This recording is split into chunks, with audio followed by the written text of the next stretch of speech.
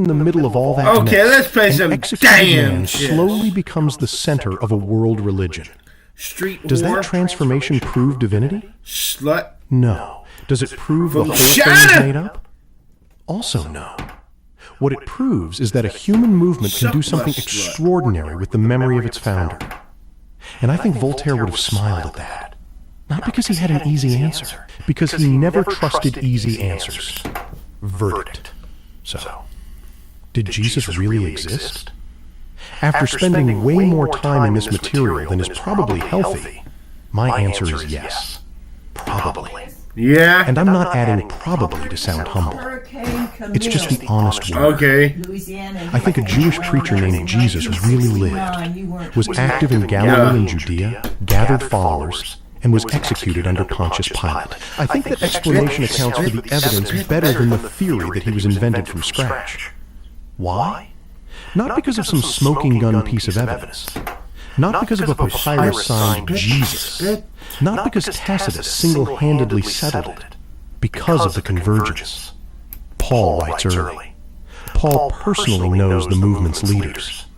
Paul refers to James as the Lord's brother. An early tradition about the death and appearances is already circulating within a very short window. The Gospels are late, derivative, and theologically loaded, but they still preserve a historical setting that lines up with a first-century Jewish preacher. Josephus, Testimonium, Problems, and all gives us a second passage on James that's hard to wave away. Tacitus connects the movement to a Christus executed under Pilate. Archaeology makes the overall backdrop plausible without proving the man himself.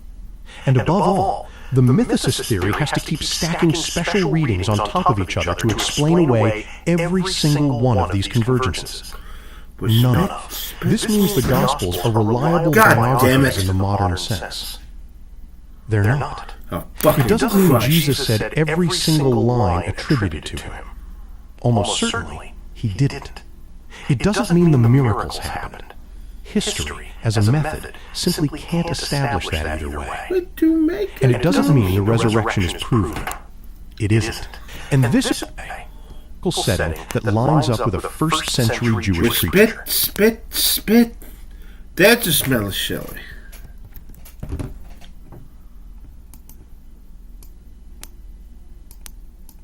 Josephus, Testimonium, Problems, and all gives us a second passage on James that's hard to wave away. Tacitus connects the movement to a Christus executed under Pilate. Archaeology makes the overall backdrop plausible without proving the man himself. And above all, the mythicist theory has to keep stacking special readings on top of each other to explain away every single one of these convergences. None of. This means the Gospels are reliable biographies in the modern sense. They're not. It doesn't mean Jesus said every single line attributed to him. Almost certainly, he didn't. It doesn't mean the miracles happened. History, as a method, simply biographies in the modern sense. They're not. It doesn't mean Jesus said every single line attributed to him. Almost certainly, he didn't. Suck my slut! It doesn't mean the miracles happened. History, as a method, simply can't establish that either way. Not! And it doesn't mean the resurrection is proven. It isn't. And this is where both sides do something that genuinely irritates me. Believers take the probable existence of a man and try to smuggle the entire theology in right behind it. See, Jesus existed, therefore resurrection. No, Socrates existed. That doesn't make every word in Plato's dialogues literally accurate. On the flip side, some atheists think that once they poke a hole in one gospel story, they've erased the man entirely. Matthew and Luke disagree on the birth narrative, therefore Jesus never existed. Also, a biography can be wrong on the details, legendary in places, and still be about a real person.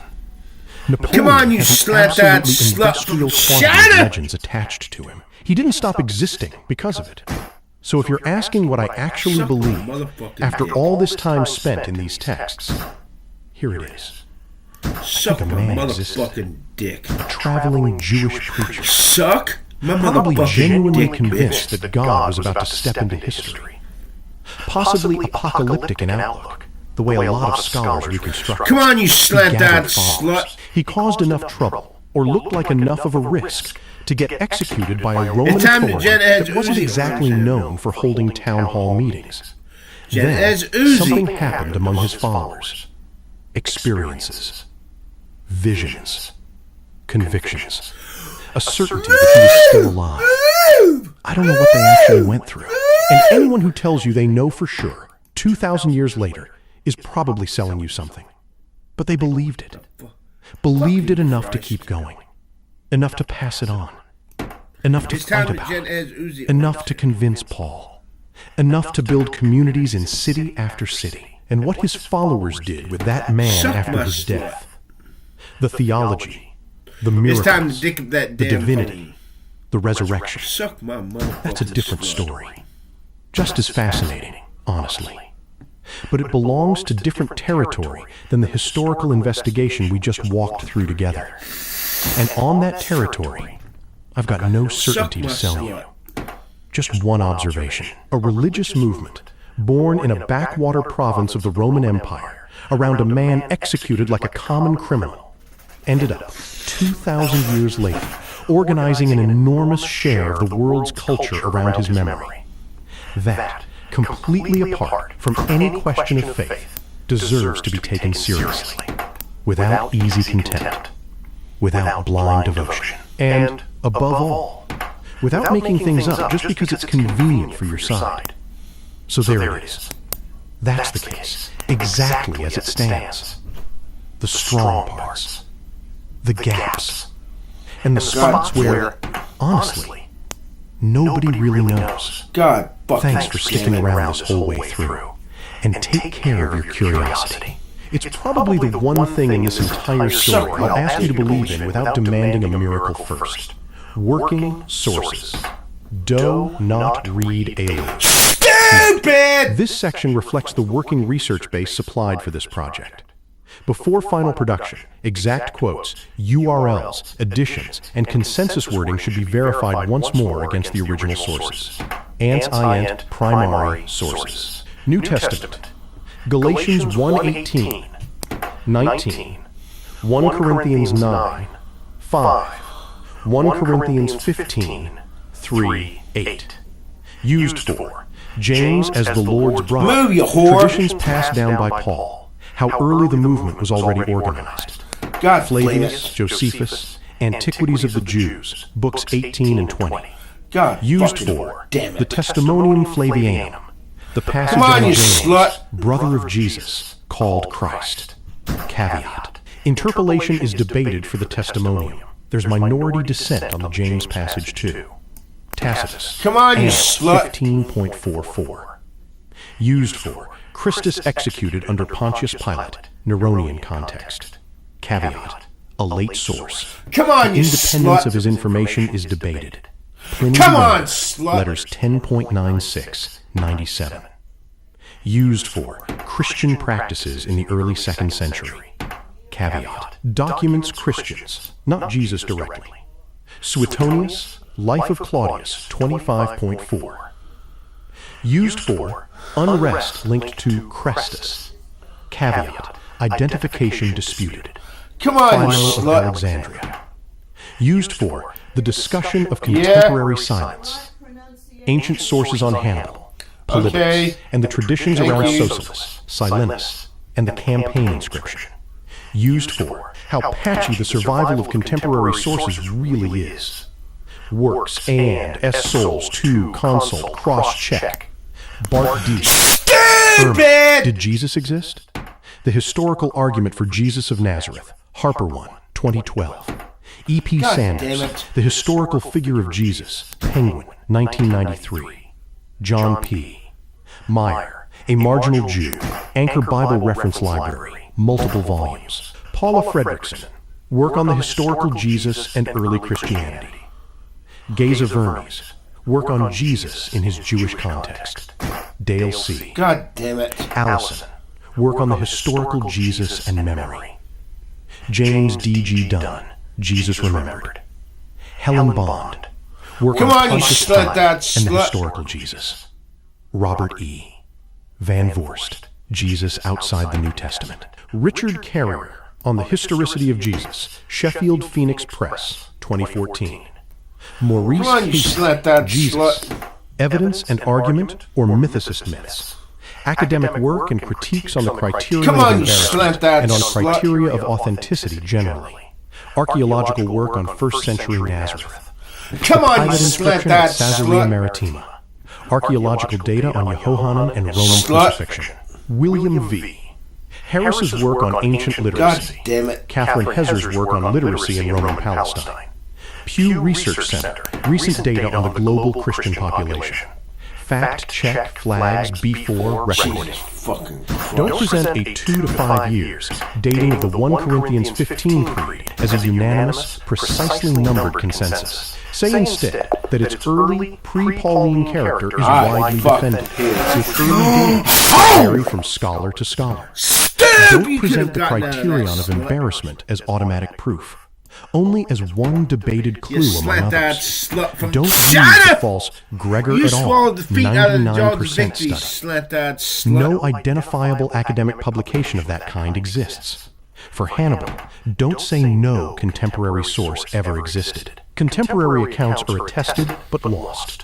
For Tacitus, distinguish between the passage's generally accepted authenticity and the ongoing debate over exactly where his information came from. For Josephus, He's bringing out that clearly whore. distinguish the Testimonium Flavianum from the James passage. He's bringing For out that Nazareth, whore. avoid absolute claims. Talk about archaeological evidence supporting occupation of the area in the early Roman period. Never let Jesus probably existed slide into proof of miracles, resurrection, or divinity. He's bringing out that fucking whore. Now fuck up and overlook this.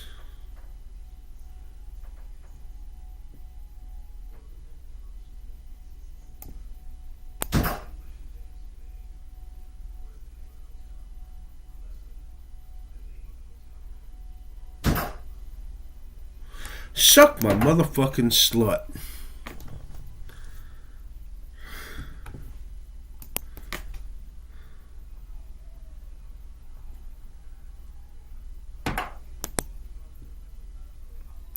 Three verses. That's all it takes. 3 verses that supposedly prove the Catholic Church made the whole thing up. Confession to control you, purgatory is like a second chance at life, and that they disobey Jesus every single time a priest lets you call him Father. Now I know the comments are probably going crazy right now, quoting this verse, that verse, da-da-da. Just hold on 1 second, because I did something in the comment section that doesn't ever do. I read what comes before the verse and what comes after it. And here's what I found. Every single one of these gotchas isn't the Bible catching Catholics in a lie. It's the Bible saying something bigger than the objection. And once you see Come on, it, you slut. you can't unsee it. Welcome back to the channel. This is episode 2, like I told you guys it was coming, of the myths versus reality. If you're new here, here's how it's going to work.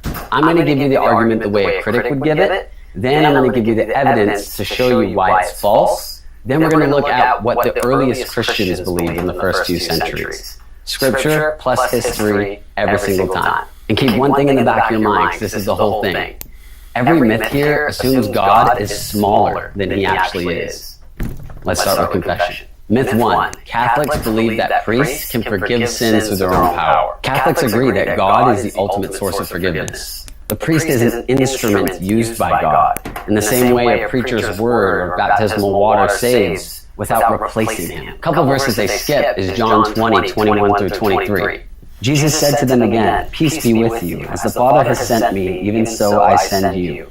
And when he had said this, he breathed on them and said to them, "Receive the Holy Spirit. If you forgive the sins of any, they are forgiven. If you retain the sins of any, they are retained." Now, what some people tend to do with this is they do something you should never do with the Bible, which is called eisegesis, which is when you put things into the text. What you should do is exegesis. You see what you can get out of what the text that is already there, and you don't put new things into it. This is not go out there and announce that God forgives all your sins. This is judicial power.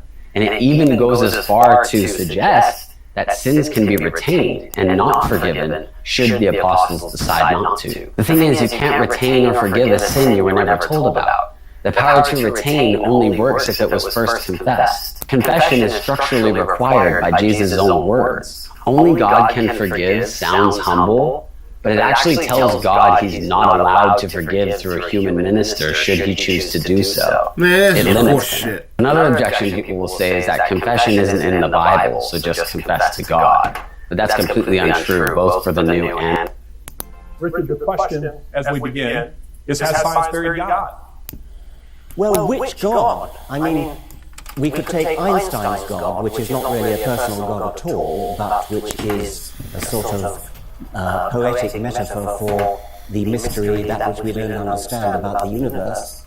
We could take a deist God, a sort of God of the physicists, a God of somebody like Paul Davies, who devised the laws of physics, God the mathematician, God who put together the cosmos in the first place and then sat back and watched. Come on, you slut that slut.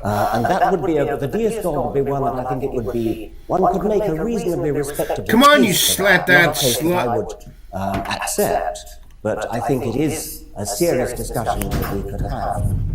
The third kind of God is one of which there are thousands and thousands of varieties, Zeus and Thor, and God Apollo, damn it. and Ra, and Yahweh.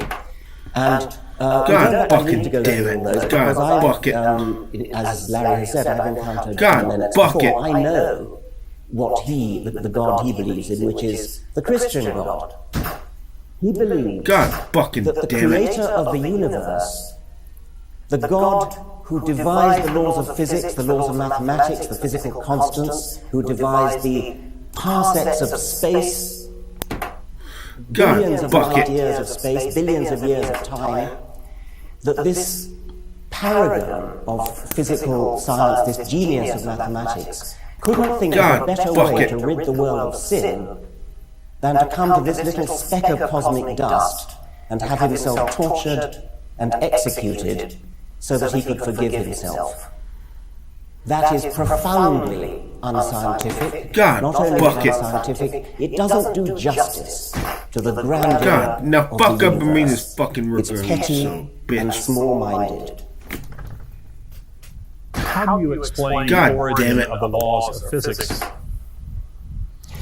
I do God not know damn it. the origin of the laws of physics.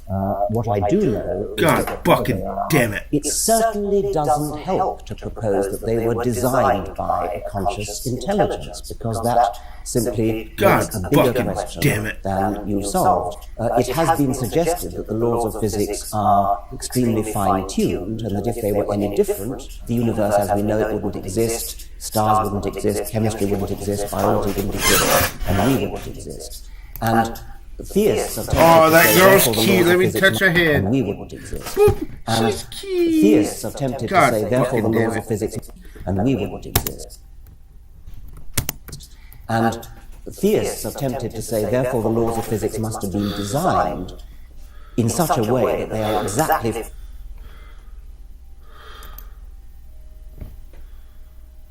Tonight's the night we'll make history.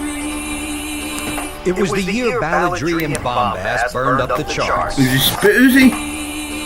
It was the year Is he spit balladry Uzi? and bombast burned up the charts. Rock and roll was getting less and less subtle and was becoming a little bit more like Broadway.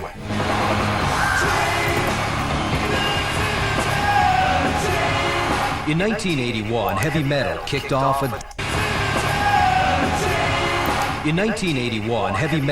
off a decade of decadence. We're not interested in broadening anybody's musical horizons. We just want to rock. It was like, we want to all the girls. We want to snort all the drugs. And if loud is good, then we want to be louder. Good friends we have, oh, good friends we've lost. As metal was declaring war on virtue, a man of peace was losing his battle with cancer.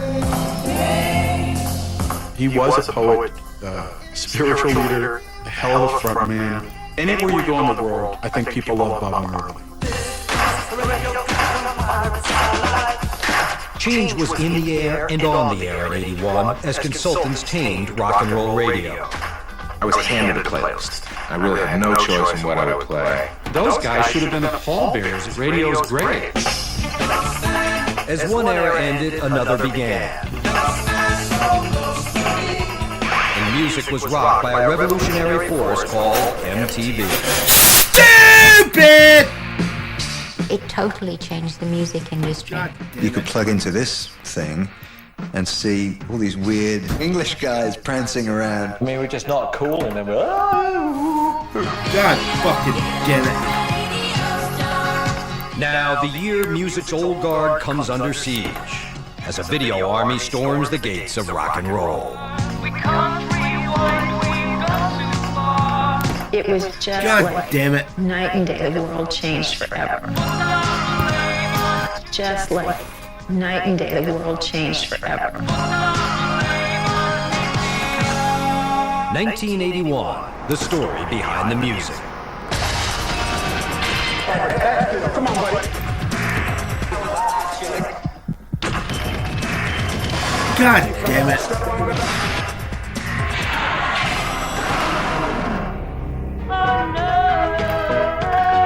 With Uzi, Blondie Mint.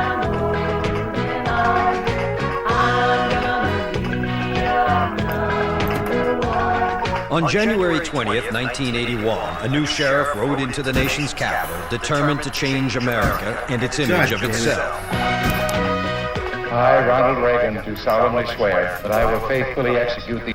Rode into the nation's capital, determined to change America and its image of itself. I, Ronald Reagan, do solemnly swear that I will faithfully execute the office of President of the United States. As president, one time after, Ronald Reagan took on his greatest role. And like a movie hero, he promised to lead the country out of the lingering disappointments of the 70s and into a shining age of renewal.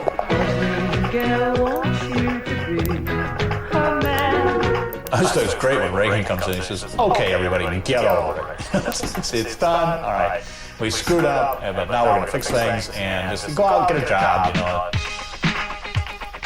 Just minutes after Reagan took the oath of office, the new feeling of optimism was stoked, as 52 Americans held hostage in Iran were freed after 444 days in captivity. When the hostages landed in the United States, they were greeted by celebration, a song symbolizing the sense that better days lay ahead.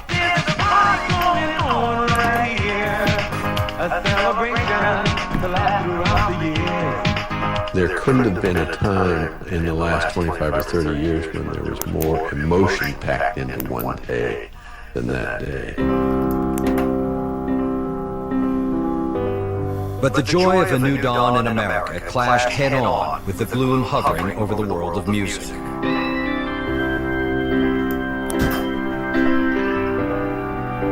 Just weeks before the year began, John Lennon was senselessly murdered by a deranged gunman in New York City. Friends and fans were still trying to come to terms with the loss of a legend. It was sort of like the end of an era. It was the end of a dream. It was just with Uzi, Emily. The end of an era. It was the end of a dream. It was just unbelievable. It changed everything. No, there's a spit smoke gal. Dream. It was just unbelievable.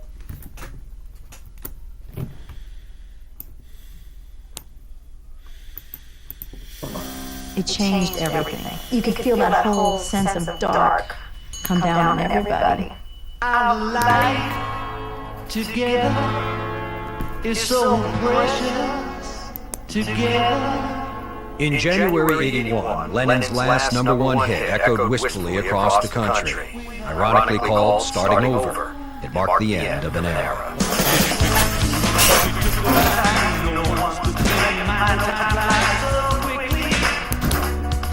The death of John Lennon, the assassination of John Lennon, left a void, a great void. There was nothing to fill that void. It wasn't like John Lennon was carrying a band and somebody could pick it up and move it forward, you know. It was a wake-up call, but what you awoke to was not anything that was any clearer. It was a lot murkier.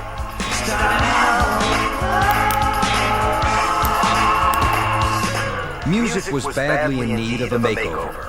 By 1981, disco was dead, punk was sunk, and bands like the Eagles and the Doobie Brothers were coming apart, taking with them the California sound that had dominated the latter half of the 70s.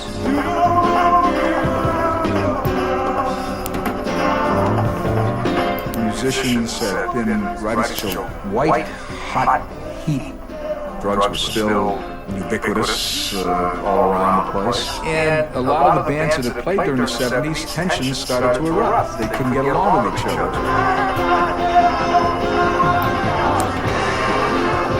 Taking care of business.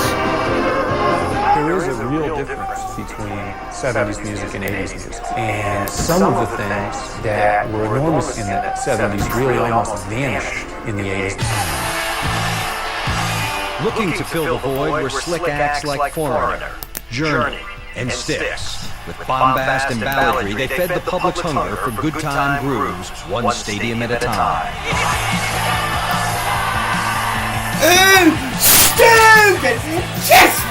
But some saw them as bloated bands, corporate rockers selling the soul of rock and roll.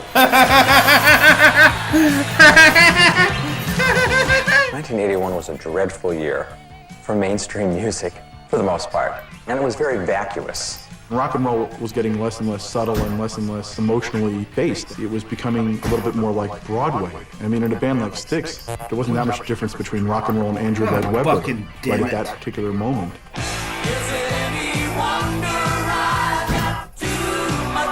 God fucking damn. But Styx had no interest in the sparse stage shows and self-examination of rock's earlier era. We were like, let's have a good time, let's entertain the fans kind of a show. We didn't stand there and stare at our shoes, and we weren't that introspective. In the spring of '81, Styx released Paradise Theater. Critics called it slick and empty rock. But fans quickly sent the record to #1, swept away by the album's lavish lyrical stylings.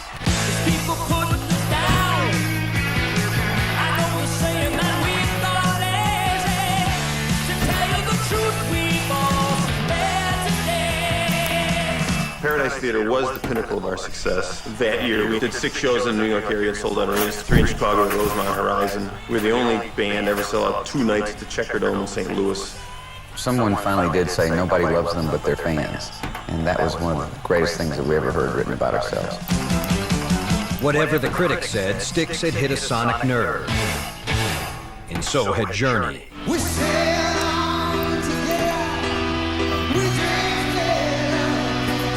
Their '81 album Escape unleashed 3 top 10 singles, including the monster hit Open Arms. The record eventually sold a staggering 8 million copies.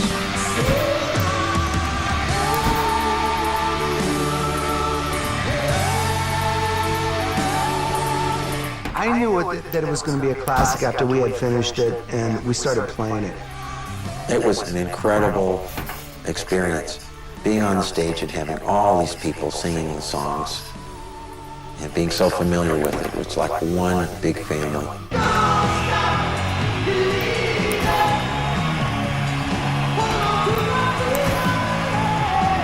That big family produced big bucks. The so-called corporate rock bands had bottom lines that rivaled Fortune 500 companies. Journey had a building that we did business on, which is now an embassy. That's how big it was. We probably, were guilty of everything that the critics had to say, as far as trying to write hit songs and being aware of the business. But personally, I see really nothing wrong with that, nothing to be apologetic about. In fact, the public's appetite for heart-rending hits seemed insatiable, and no one benefited more than REO Speedwagon. Hard rock vets who took a chance on a piano ballad after a decade of dues paying. When I played that Keep On Loving You for when they thought I was nuts, for REO Speedwagon to play a piano ballad was just, it was unheard of.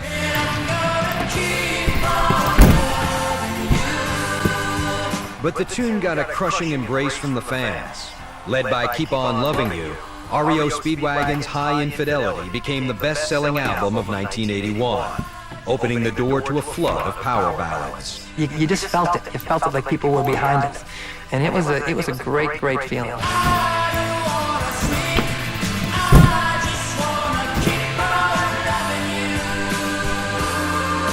People loved that music. They were fun and flashy and kind of silly, but they made people happy. REO Speedwagon, Journey, Styx, all these bands still tour amphitheaters, and they outsell a lot of bands that have big hits right now. They won't die. They're like vampires of pop.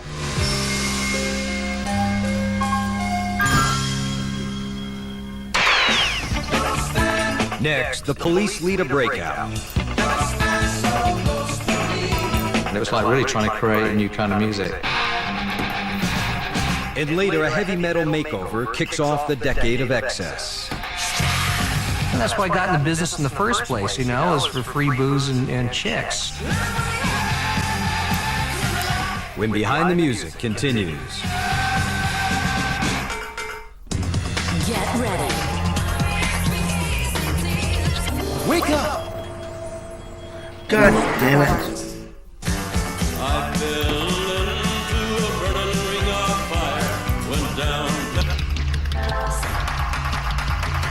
You're just another dead celebrity. Push. Hit. You're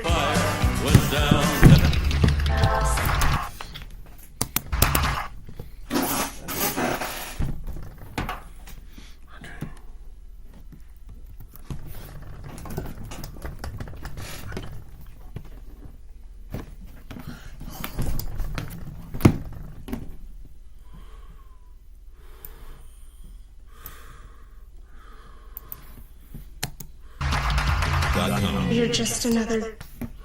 Wish. Pit. That's a smelly chili.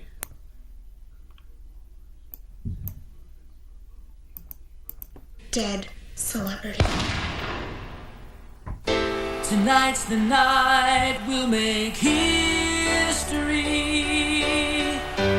Honey, you and I. It was an era Suck my when slut! was at its pinnacle. But even as Styx and REO Speedwagon were packing stadiums, rock seemed to be losing its ability to capture the public's imagination. These are the best. 81 seemed to be a year of a decline in excitement, enthusiasm. Music was no longer the passion of our audience. In 1981, people were as likely to be playing Pac-Man as pop music. As video games exploded in popularity, pop music. In 1981, people were as likely to be playing Pac-Man as pop music. As video games exploded in popularity, $5 billion were spent in arcades. While on the flip side, the record industry sold 55 million fewer albums than it had in 1980. It seems silly not to say, but video arcades and video games were a real threat. What kind of sales are lost? When some kid drops $15 in a machine, 10 of it could have been ours. With sales declining and costs increasing, major labels had to sell 200,000 copies of an album just to break even, leaving many new acts out in the cold. It's when it really started to change about, you nurture an artist and you build an artist. It was just down to which was going to give you a quick buck. No one was better at turning rock into royalties than the Rolling Stones. After releasing the smash album Tattoo You, the one-time street fighting man hit the road for the year's most successful tour. But by taking on a corporate backer, some saw the Stones making a final farewell to their rebellious roots. The Rolling Stones took on the first corporate sponsorship. They were sponsored by Jovan Perfume. And I think that definitely alienated some fans. It was sort of an era where rock and roll would seek to be an artistic endeavor and become increasingly sort of a big business venture. Like rock itself, radio was at a turning point in 81, with passion taking a backseat to profits. Programmers ushered out the era of album-oriented rock in favor of scientifically engineered hit parades. By 1981, radio had become the province of national programming consultants. Those guys should have been the pallbearers at radio's grave because they did a lot to kill interesting rock radio in the United States and left us with top 40 or nothing. We wanted a format where you knew every artist. You get that art and that formula working together, and that's when the magic happens.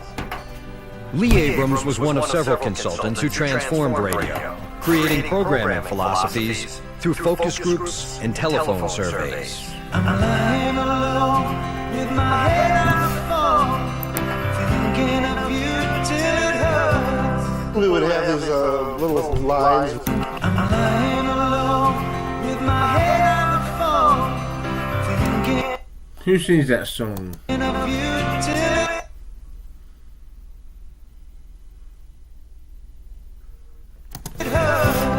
We would have these little lines, rate them 1 to 10. These guys suck, don't ever play that song again, or play more of this. In one sense, the tune testing worked. Abrams had 80 radio stations as clients, and all saw their listeners and profits increase dramatically.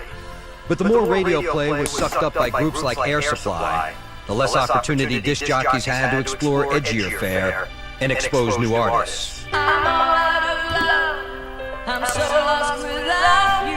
I know you were right, believing for so long. I was handed the playlist. I really had no choice in what I would play because they couldn't afford to have even one little moment where somebody would think, I'm not totally into this song. Disc jockeys thought they were more important than the music. This really got all that BS out of the way. Here's what America likes.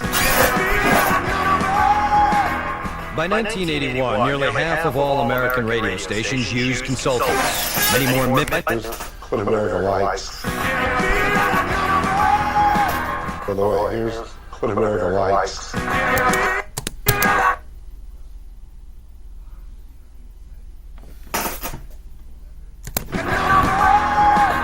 By 1981, nearly half of all American radio stations used consultants. Many more mimicked their methods, leaving some lamenting the loss of experimentation that had once defined rock and roll radio.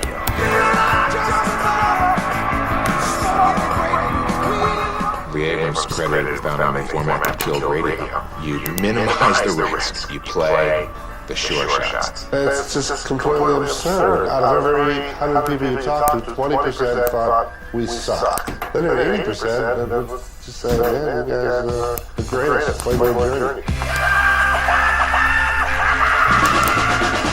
In radio's increasingly corporate culture, bands like The Clash were left gasping for air. Their album, Sandinista, was a sonic salute to the rebels who had taken control of Nicaragua in 1979. But the music was about as welcome on American airwaves as Fidel Castro was in the White House. But now the sound is brave and wants to be Clash were one of the only true political bands at the time. That's what was so dangerous about them. He took a stand on world affairs. I can imagine them sitting in Madison Avenue somewhere, or who knows where, going like, what is this? You know? Radio stations were very nervous while playing. They were afraid of it. It became this wild, angry rock. It got ridiculous, the narrowness. Radio was so unlikely to feature the unfamiliar that new music trends risked going entirely ignored. There was a undercurrent that came out of punk rock. It became a new wave. It was bubbling under. It was starting to surface. No one represented the promise and peril of new wave better than the Police. For years, the British band had fused reggae, rock, and the striking voice of a man called Sting to produce an arresting sound. rock.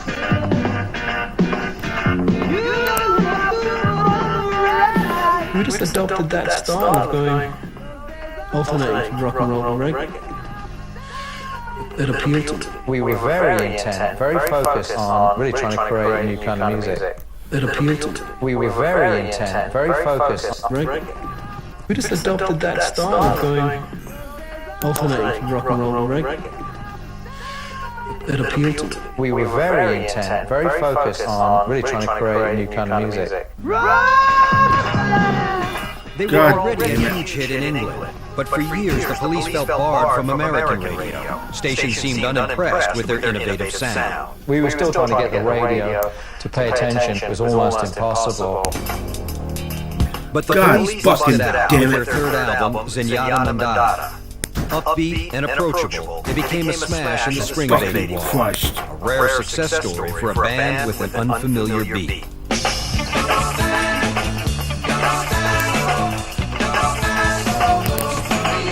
You can't get on the radio, then you don't really have much of a hope of really making the big time. We somehow slipped through a chink in the armor and got on. The police had breached the walls of rock and roll radio, and new wave music had only begun to crest. Other artists were waiting for a venue to showcase their music, and they were about to get one. Next, tunes on television turned the industry upside down.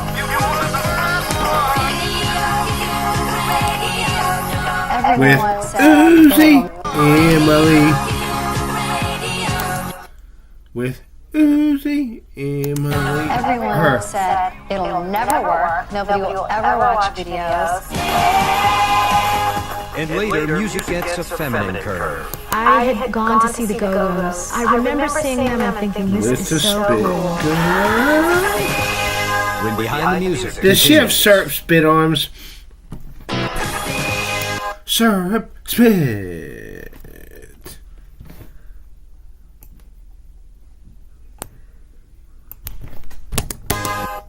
When behind the music continues. Syrup spit.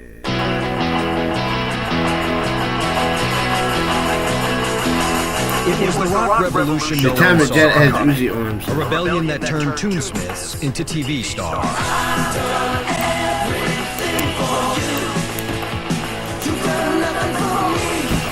The first act in 1981's musical marriage of sight and sound starred Rick Springfield, a struggling musician who'd been working on an album of pure guitar-driven pop. At the time, it wasn't listening to the hit station, so that's why I wrote a pop album when it was all ballads.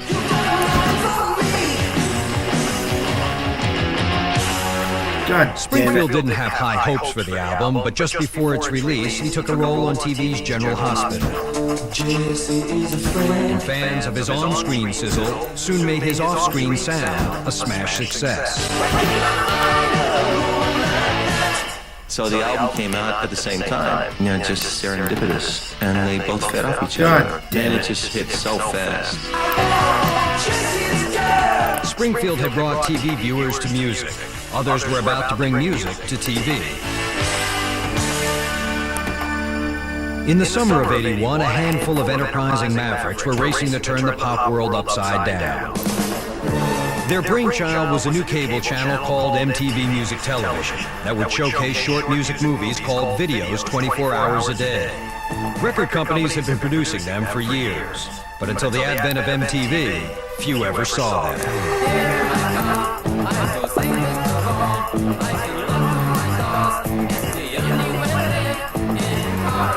And the reason 1981 was we needed to get it on the air before the record companies did their budgets for 1982, because the record business was in such terrible shape that we were afraid they were going to cut out this video budget. Short on time and short on money, MTV's founders shot from the hip, overnight creating an art form that even their new video jockeys found puzzling at first.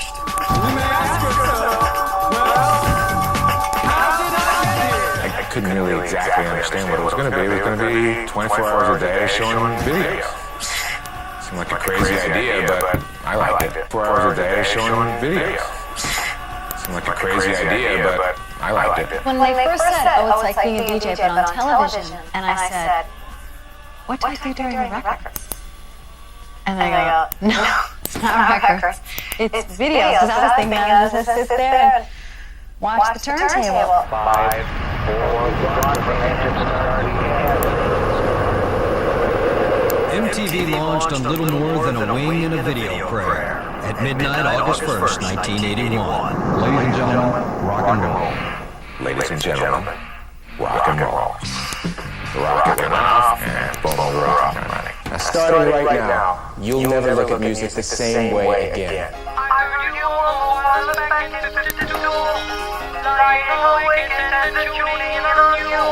I cried. And I remember thinking, wow, this is never going to shut off. The first video we played was the Bubbles.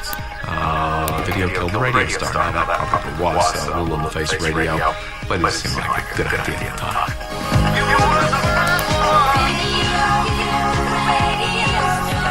For me, it was something that I really enjoyed because I was sick to death of what was happening in radio.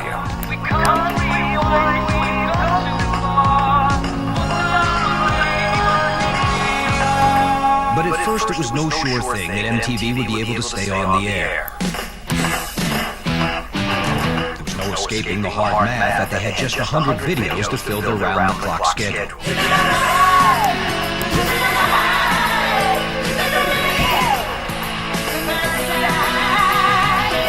We had a new video.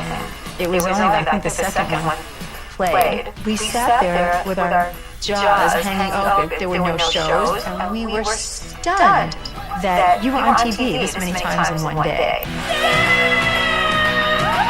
Everyone said, it'll never work. Nobody will ever watch videos. This is a ridiculous prospect. We were like a little renegade band of gypsies, in the early days of MTV because we believed in what we were doing.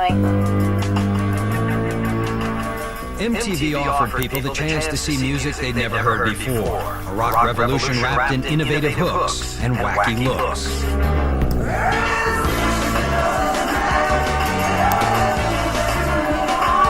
Plug into this thing and see all these weird European, English guys prancing around. I mean, we're just not cool enough.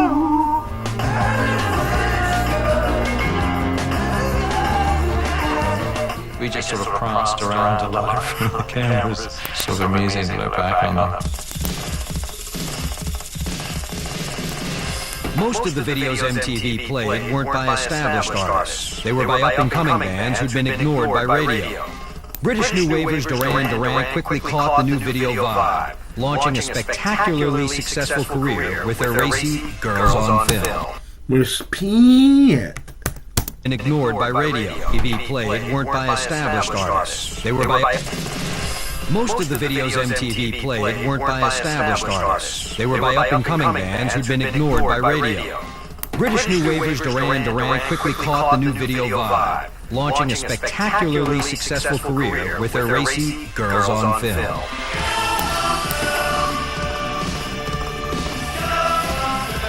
I think that song was actually like the #1 video jukebox song for about 3 years running. It's quite incredible, really, to what a little bit of Ice Cube on the nipple will do for you. MTV couldn't play all the rock stuff that radio was playing. There weren't any videos. Journey didn't make videos. So they went with this new music. And so they became the new music station. Almost immediately, MTV breathed life into a moribund music business. With their videos, new wave bands like Duran Duran and Devo whipped up interest in their albums. Correct? Correct that. Even the Buggles, who've been buried since the late 70s, experienced a record rebirth. I'm at home, I get a phone call, God, we got great news. The record stores are selling the Buggles albums. The shop owners had no idea who these people were. The record hadn't even been in their store for 3 years. As MTV was growing around the country and more people were plugging into it, we could track our album sales. You know, MTV's opened up in Florida. Well, you know, we're starting to sell albums there. Really, we mirrored MTV. It changed the whole music industry, totally changed the music industry. MTV was at the epicenter of a pop culture earthquake. Soon everyone from movie makers to ad salesmen would mimic the music channel's frenetic style. But there are casualties in every revolution, and MTV's uprising was no exception. For bands like that do pop music, it's been unbelievably successful for the artist to be associated with MTV. But for certain genres of artists, I don't think it works. With so much emphasis now on the video itself and the attractiveness of the members of the band, music took a diminished seat, if not a second seat. And I think that MTV emphasized eye candy over musical substance. No one illustrated the changing times better than Christopher Cross. He took home a record-setting 5 Grammys for his 1980 debut album and had a #1 hit in '81 with Arthur's Theme.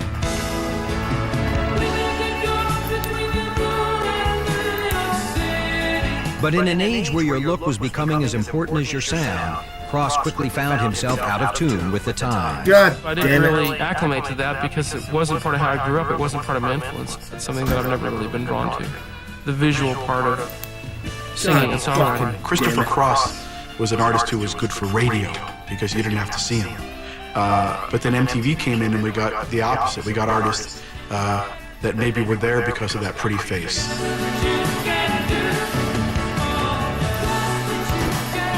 Christopher Cross would never duplicate the success of his stunning debut, surrendering the charts to a new breed of rocker. Next, Ozzy Osbourne forges a heavy metal makeover. It was a new sound, so to speak. I think he became like the godfather of metal. And later, a chance remake becomes the biggest hit of the year. My keyboard player came up with the signature lick, and everyone's eyes lit up. It was one of those songs that just lick, and everyone's eyes lit up. It was one of those songs that just found its place. When Behind the Music continues. Get ready for the two.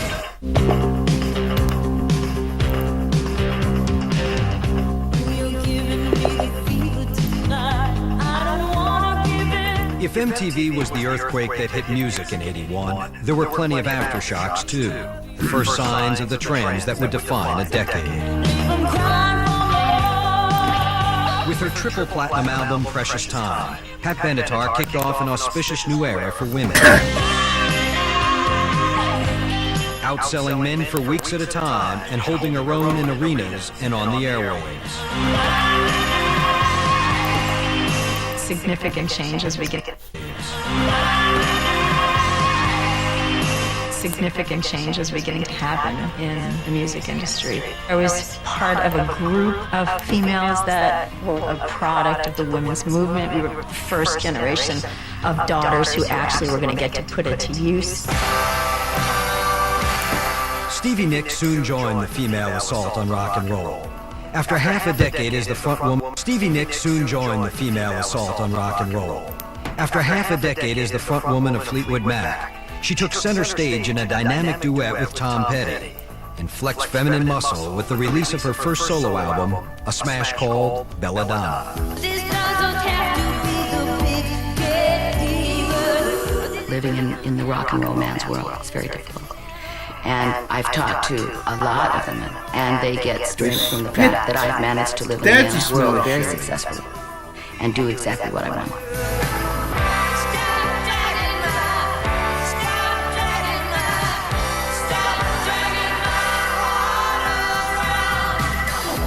There was a group of us that were wanting to be the front person of our own bands and singing songs that we had written ourselves and not having the content of being the victims.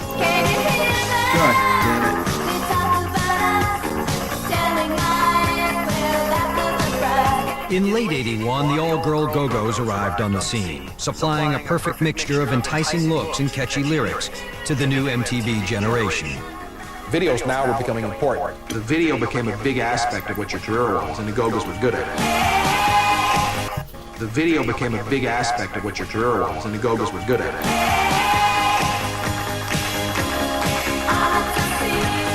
They were, jumping around in this fountain. That was not in the script. It was the Go-Go's being the Go-Go's. And they were just fun, and you wanted to watch them, and you wanted to be with them. Frankly, you wanted to be them as they did their thing. With their videos and exuberant stage shows, the Go-Go's inspired a legion of look-alike fans who imitated their sass and their style.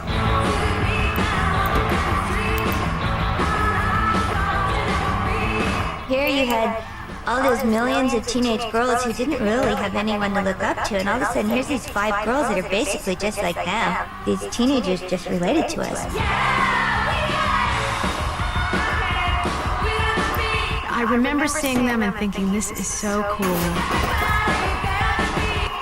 I remember seeing them and thinking, this is so cool. There was something about it that was very appealing to me, the idea of working with other women. There's no question that we had a big influence on women to pick up instruments and play. Stupid! In the wake of the Go-Go's success, the Bangles started jamming in L.A. An ambitious girl named Madonna prepared a demo tape. And a colorful singer named Cyndi Lauper toiled over her debut. Then came Joan Jett. With I Love Rock and Roll, she served notice that women would be heard from in the decade to come. I just think that the women in America all of a sudden really woke up. I just think that the women in America all of a sudden really woke up.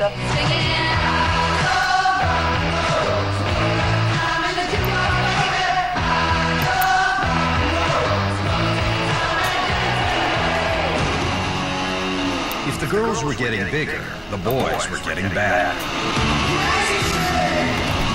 The year saw Ozzy Osbourne spew out one of the most infamous moments in rock history.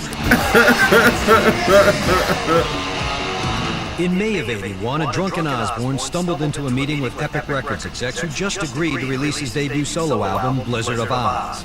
Carrying a belly full of cognac and 2 live doves, Osbourne was intent on making a biting impression.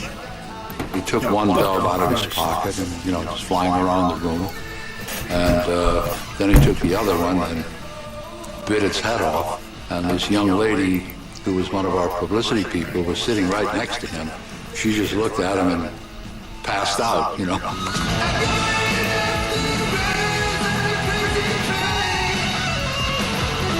Fans may have been sucked in by Ozzy's outrageous antics, but they stuck around for his sound.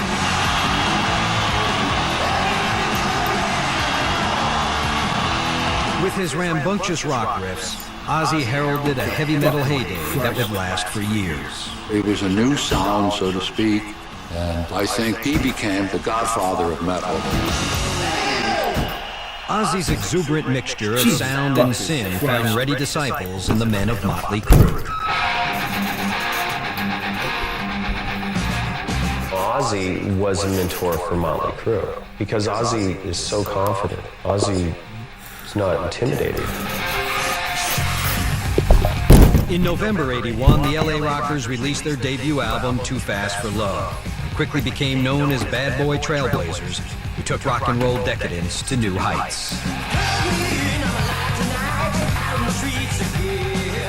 You be with, 3 or 4 girls a day. That's why I got in the business.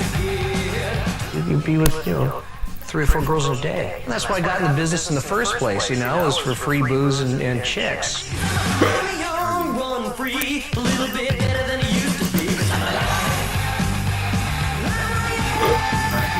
It was like, we want to all the girls. We want to snort all the drugs. And if mainlining is bad, then that's all we want to do. And if loud is good, then we want to be louder. We knew nothing other than full on. Motley Crue matched their backstage gaudiness with ever more spectacular performances. The sonic seed that sprouted a bushel full of hair bands that would dominate the '80s rock scene. It was like, if somebody's going to pay to see you, let's give them something to watch. So that's why we went like over the top with our look, with our dress, with our show, and we're always trying to top ourselves from the last time. What a rock star meant was changing. I think a rock star in the 70s was sort of a poet troubadour, and I think somewhere in the early 80s a rock star became, a Jackie Collins novel version of a rock star. Motley Crue had sparked a spandex future, but no one rocked harder in '81 than another group of metal men leaping out of LA.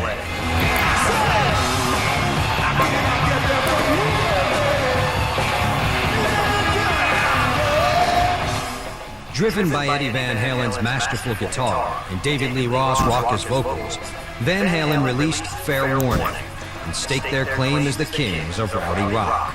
Not interested in broadening anybody's musical horizons. We're not interested in expanding, curvature of music or anything like that. We just want to rock.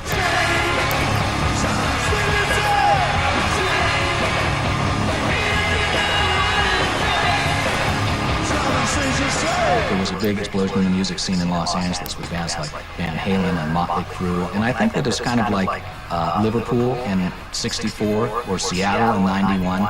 There's certain communities that kind of a new sound starts, and I think in 1981 Los Angeles was one of those places.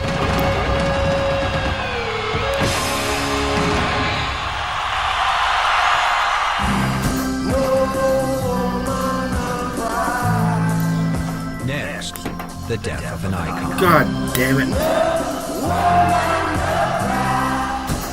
Reggae really never flowered the way it could have after Marley died. He was irreplaceable. When Behind the Music continues.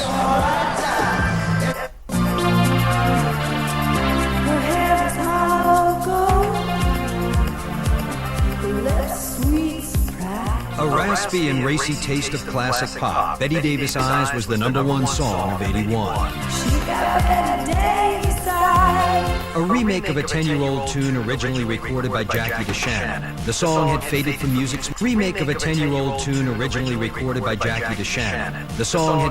music's memory until it caught the ear of singer Kim Carnes. The lyric just killed me the first time I heard it. It's like, whoa, what a cool lyric. Intrigued, Kim set about giving the song a sound to seduce an '80s audience.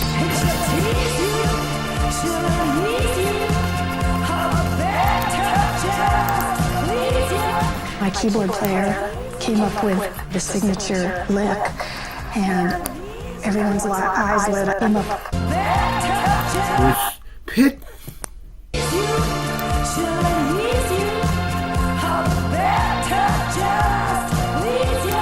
My keyboard player came up with the signature lick, and everyone's eyes lit up. It was one of those songs that just found its place. Kim Carnes did a great version that sounded very different, and it was a left field little smash. You took your soul and your little edge where you could get it in 1981.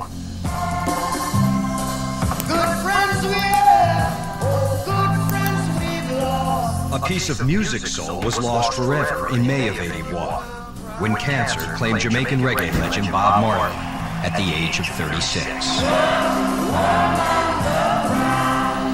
Like John Lennon before him, Marley left a vacuum that could never be filled. Reggae really never flowered the way it could have after Marley died. He was irreplaceable. Marley had defied death in the past, surviving an assassination attempt in 1976. He went on to achieve legendary status as the frontman of the Wailers.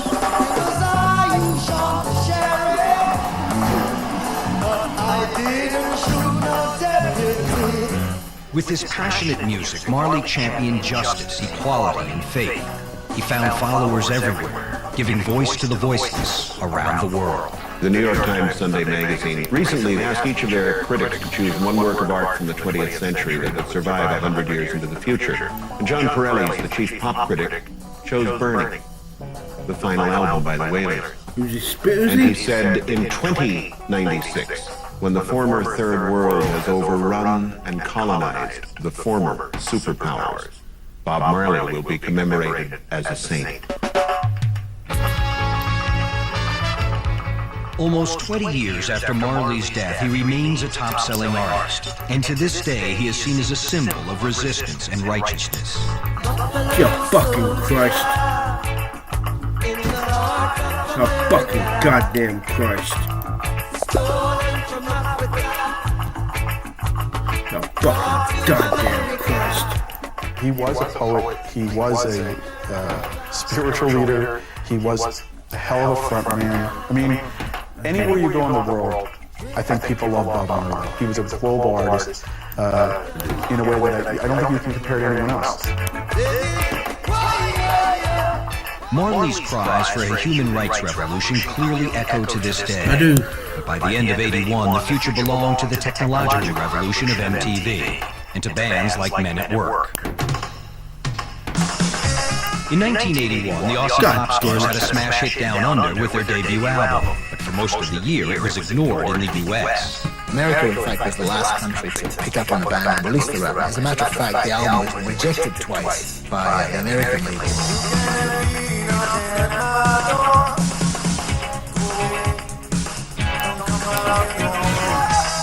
When the album was finally released in the US, Men at Work knocked on MTV's door, and their irreverent videos and innovative sound made them one of the surprise hit makers of the early '80s.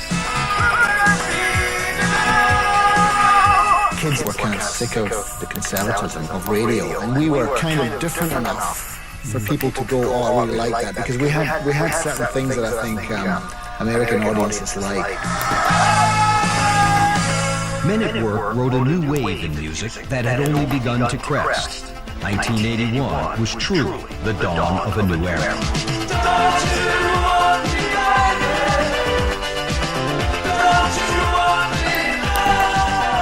U2 was just starting to develop. R.E.M., Depeche Mode, Human League, the Eurythmics developed at that time. These bands were growing. They were harbingers of music to come.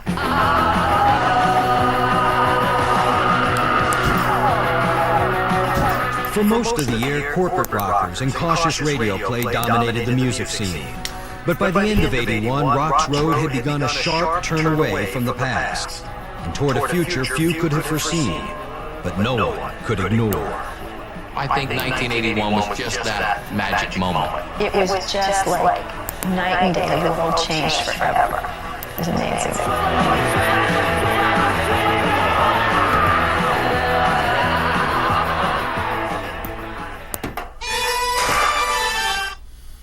See the first episode of NBC's American Dreams, Saturday at 8, 7 Central on VH1.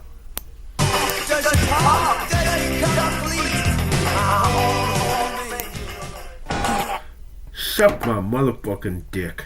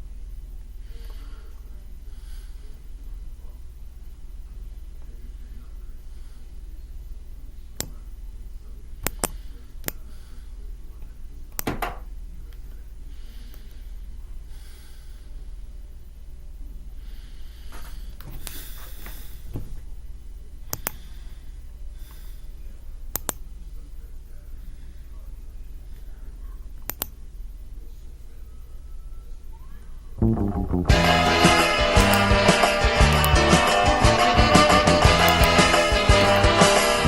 hair is hollow gold. Her lips are sweet surprise. Her hands are never cold. She's got Betty Davis eyes. She's gonna lose it for you. God damn it. She's pure as fluid snow. She's got Betty Davis eyes. And she'll tease you, she'll unleash you all there just to please you. She's precocious and she knows just what it takes to make a girl blush. She's got Greta Garbo stand upside. She's got Betty Davis eyes. She's got Betty Davis eyes. She lets you take her home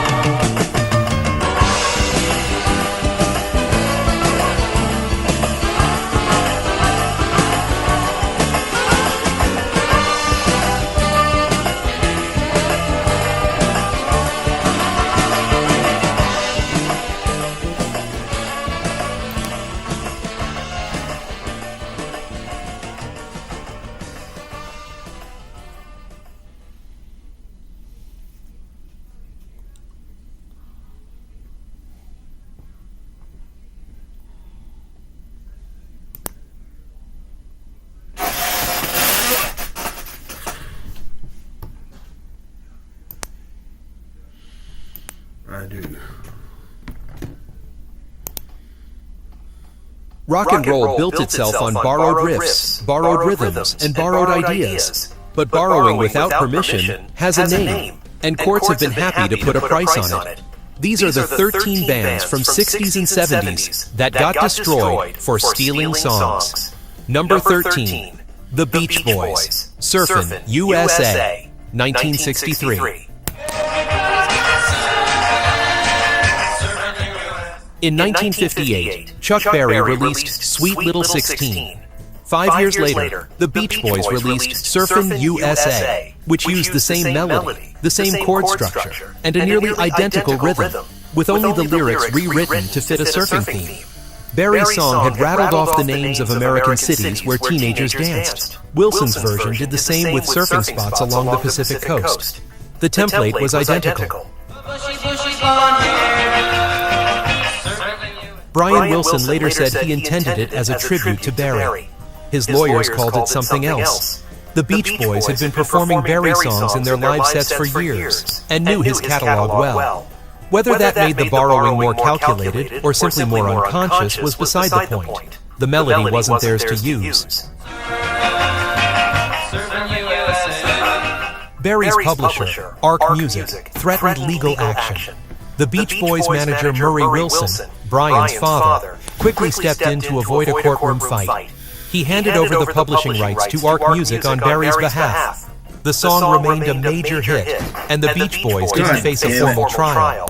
But Chuck Berry's name didn't appear on the songwriting credits until 1966. For 3 years, a song he had effectively written was being sold under someone else's name. It was one of the first high-profile copyright disputes between two major recording acts of the rock era, and it established an early precedent that the decade following would test repeatedly. The melody of a song is protected property, and changing the words around it doesn't make it yours. Number 12, The Rolling Stones, The Last Time. Names of American cities where teenagers danced. Wilson's version did the same with rattled off the names of American cities where teenagers danced. Wilson's version did the same with surfing spots along the Pacific coast. The template was identical. Brian Wilson later said he intended it as a tribute to Berry. His lawyers called it something else. The Beach Boys had been performing Berry songs in their live sets for years and knew his catalog well. Whether that made the borrowing more calculated or simply more unconscious was beside the point. The melody wasn't theirs to use. Berry's publisher, Arc Music, threatened legal action. The Beach Boys manager Murray Wilson, Brian's father, quickly stepped in to avoid a courtroom fight. He handed over the publishing rights to Arc Music on Berry's behalf. The song remained a major hit, and the Beach Boys didn't face a formal trial. But Chuck made the borrowing wings in cities where teenagers danced. Wilson's version did the same with surfing spots along the Pacific coast. The template was identical. Brian Wilson. Rock and roll built itself on borrowed riffs, borrowed rhythms, and borrowed ideas. But borrowing without permission has a name, and courts have been happy to put a price on it. These are the 13 bands from 60s and 70s that got destroyed for stealing songs. Number 13, The Beach Boys, Surfin' USA, 1963. In 1958, Chuck Berry released Sweet Little 16. 5 years later, the Beach Boys released Surfin' USA, which used the same melody, the same chord structure, and a nearly identical rhythm, with only the lyrics rewritten to fit a surfing theme. Berry's song had rattled off the names of American cities where teenagers danced. Wilson's version did the same with surfing spots along the Pacific coast. The template was identical. Brian Wilson later said he intended it as a tribute to Berry. His lawyers called it something else. The Beach Boys had been performing Berry songs in their live sets for years and knew his catalog well. Whether that made the borrowing more calculated or simply more unconscious was beside the point. The melody wasn't theirs to use. Barry's publisher, Arc Music, threatened legal action. The Beach Boys manager Murray Wilson, Brian's father, quickly stepped in to avoid a courtroom fight. He handed over the publishing rights to Arc Music on Barry's behalf.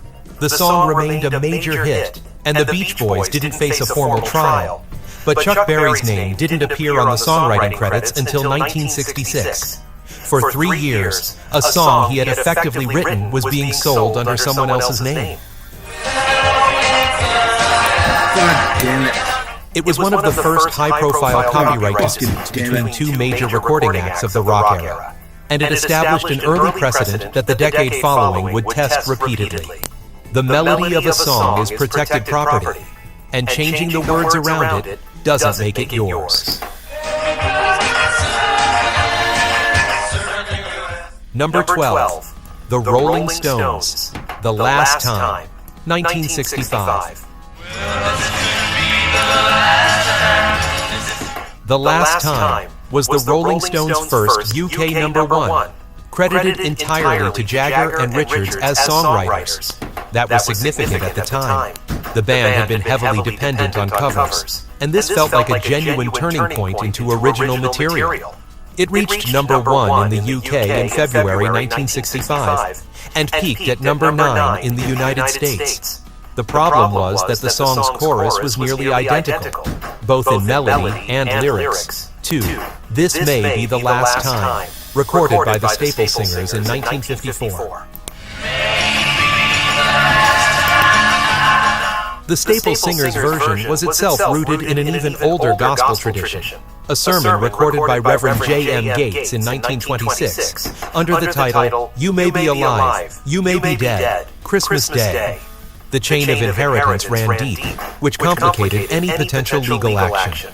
Keith Richards later acknowledged in interviews that he was familiar with the Staple Singers recording and considered the gospel tradition common ground. He described the song as drawing from a shared musical vocabulary rather than being a direct lift. But the similarities in the chorus were not abstract. They were specific enough that anyone familiar with both recordings would hear them immediately. No legal action was ultimately taken against the Stones over this specific song. The fact that the Staple Singers version had its own roots in uncopyrighted gospel material made the legal pathway difficult for any plaintiff to navigate. But the episode is a clear reminder that in 1965, the lines between inspiration, cultural inheritance, and outright borrowing were being drawn in real time. And some of the biggest names in British rock were standing right on top of them. Number 11, The Beatles, Come Together, 1969. John Lennon acknowledged from the outset that Come Together was built in part on Chuck Berry's 1956 recording, You Can't Catch Me. He even borrowed a line from it directly, an opening phrase that Berry had used, and that Lennon incorporated into the new song's structure. Lennon's intent was to transform it into something completely different in feel and meaning, and in many ways he succeeded. But Morris Levy, the publisher who owned the rights to the Berry song through Big 7 Music, was not persuaded by the artistic intent. Levy filed a lawsuit against Lennon and Apple Records not long after Come Together was released as part of the Beatles' Abbey Road album in September 1969. The case was settled out of court in October 1973. As part of the agreement, Lennon promised to record 3 songs from Big 7's catalog on his next album. That agreement opened the door to one of the stranger episodes in Lennon's solo career. While he was recording the material he owed Big 7, Levy obtained an unauthorized copy of the sessions and released them through a mail order company under the title Roots. John Lennon sings the great rock and roll hits. Lennon's official album Rock and Roll came out shortly after on Capitol Records, and Lennon sued Levy for the unauthorized release. A court ruled in Lennon's favor and awarded him $144,700 in damages. The original lawsuit over Come Together was the seed of all of it, resolved without a verdict. but setting off a chain of events that dragged through the mid-1970s and cost everyone involved time, money, and energy. Number 10. The Doors. Hello, I love... The 1970s were full of songs that sounded perfectly innocent on the radio.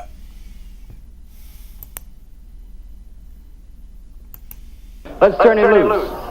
Ladies and gentlemen, Chuck Berry. Sweet little 16. They're really rocking in Boston and Pittsburgh, PA. Deep in the heart of Texas, around the Frisco Bay. All over St. Louis and down in New Orleans.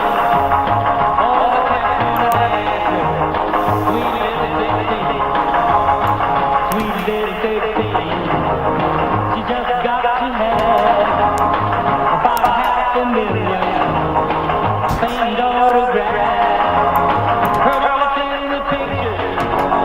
She gets them one by one. Becomes so excited. Watch her look at her run.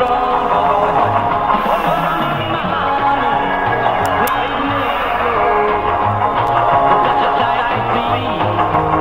Somebody stealing show.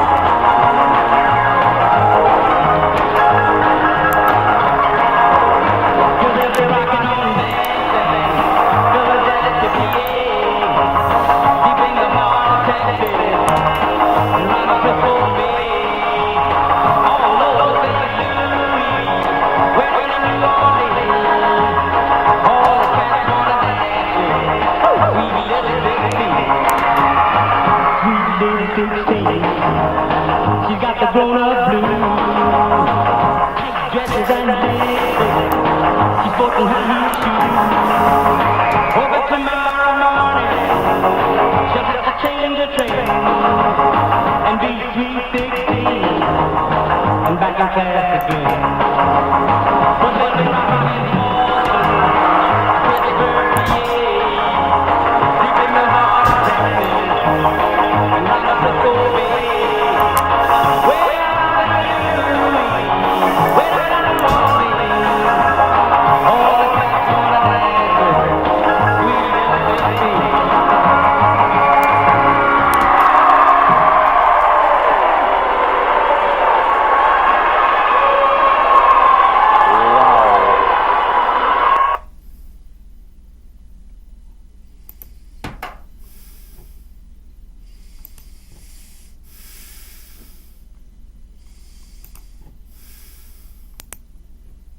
The 1970s were full of songs that sounded perfectly innocent on the radio, until they weren't. Parents had no idea. Kids sang along without a clue. And the artists were laughing all the way to the bank. Here are the 12 famous songs from 1970s people didn't realize were filthy. Number 12, The Joker, by Steve Miller Band. Steve Miller Band released The Joker in October 1973, and it went to number 1 on the Billboard Hot 100 in January 1974. It had a lazy, good-natured feel, the kind of song you could hum without really processing what was being said. Millions of people did exactly that. Miller had given himself several nicknames across the band's earlier recordings. The Gangster of Love came from Living in the USA. Maurice came from Enter Maurice. The Joker tied all of them together and added one more, Midnight Toker. a phrase that left no real room for ambiguity once you considered it. It referred directly to marijuana use, and yet radio stations across the country played it without hesitation, in part because it was delivered with such a casual drawl that it barely registered as anything other than playful self-mythology. The most enduring mystery in the song is the word pompatus. Miller used it in an earlier track and brought it back here, and for decades no one could agree on what it actually meant or where it came from. The consensus eventually settled on the idea that Miller had encountered the word in a 1954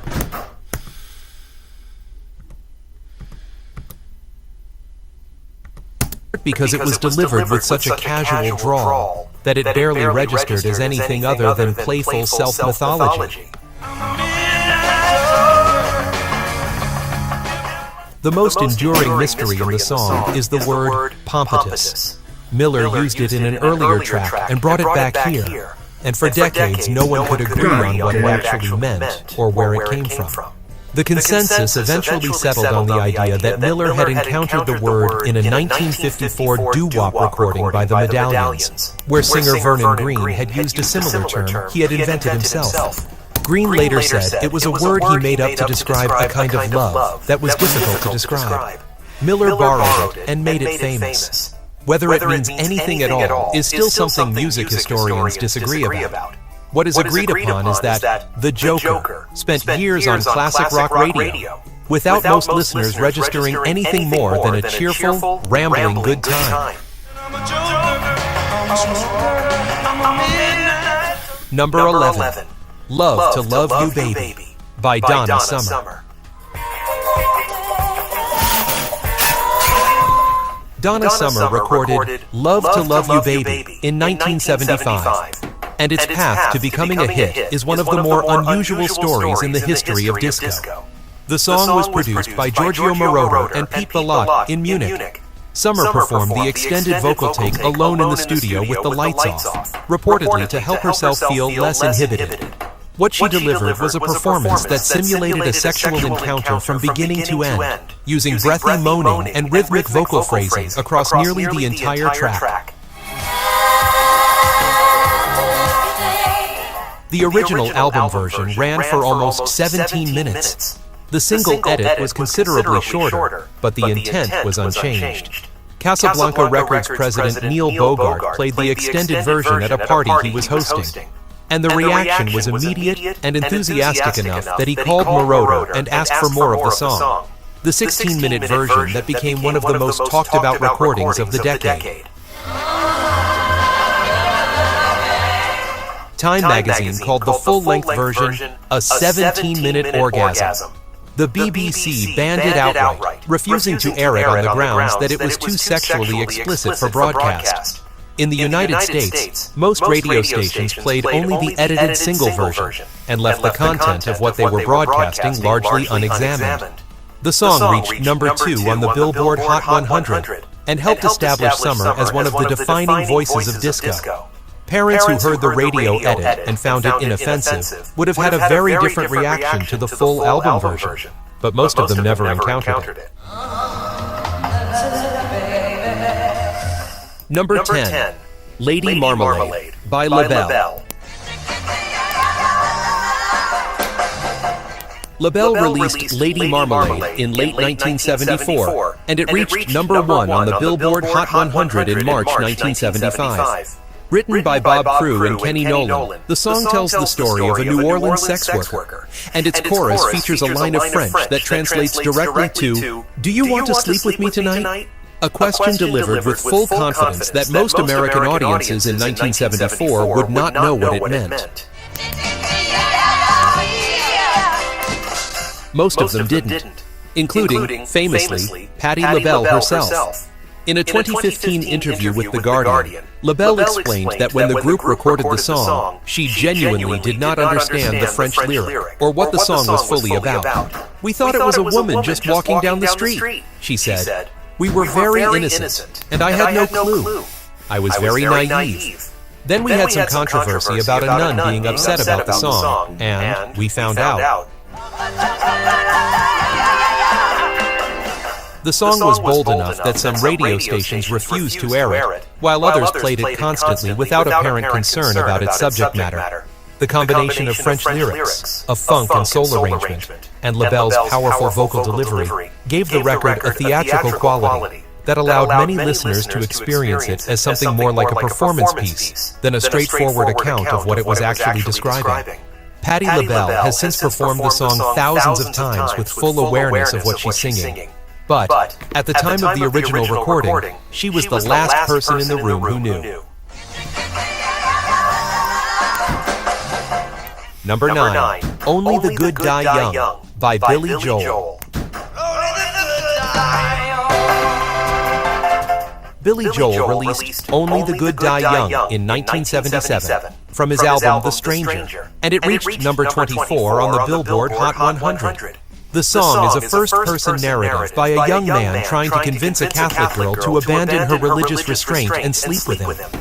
It says this directly and without much disguise, but it says it cheerfully, over a piano-driven rock arrangement that sounded like a rollicking good time rather than anything with an agenda. The girl in the song is named Virginia, which Joel has confirmed was a deliberate choice, a name that carries its own associations with purity and chastity, and doubles as the obvious shorthand for what the narrator is hoping she'll give up.